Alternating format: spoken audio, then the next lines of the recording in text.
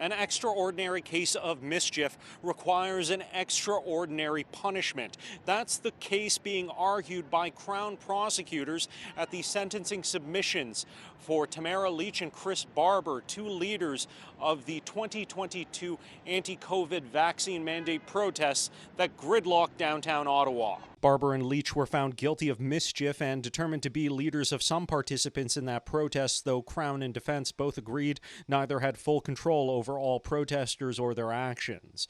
Barber was also found guilty of an additional count of counseling others to disobey a court order. The Crown is seeking a sentence of 8 years for Barber, 7 years for Leach. Assistant Crown Attorney Siobhan Wetcher underlined that the Crown's case is not about what the protesters were arguing, but how they attempted to effect a change in vaccine mandate policy. Wetcher also pointed to the unprecedented use of the Emergencies Act and 3-day police operation to clear the protest as examples of why the extraordinary sentences are required. After Crown submissions, Barber's defense attorney Diane Magus argued a lengthy jail term for her client would be a legal error not supported by precedent. She's asking for a discharge where his conviction would be vacated. A discharge would mean Barber receives no criminal record. As precedent, Magus cited previous mischief convictions, including the 2010 G20 protests in Toronto.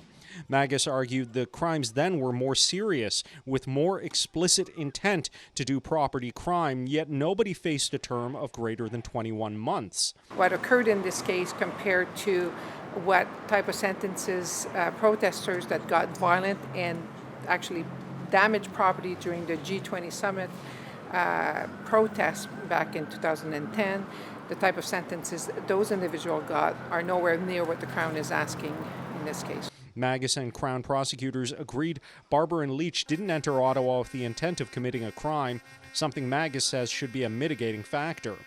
Magus added Barber tried to reduce the footprint of the protest, though was unsuccessful. However, the Crown had earlier argued Barber did not try to stop the ongoing crime of mischief, only to reduce it. Attorneys for Tamara Leach will make their case next. In Ottawa, Shally Lee, City News.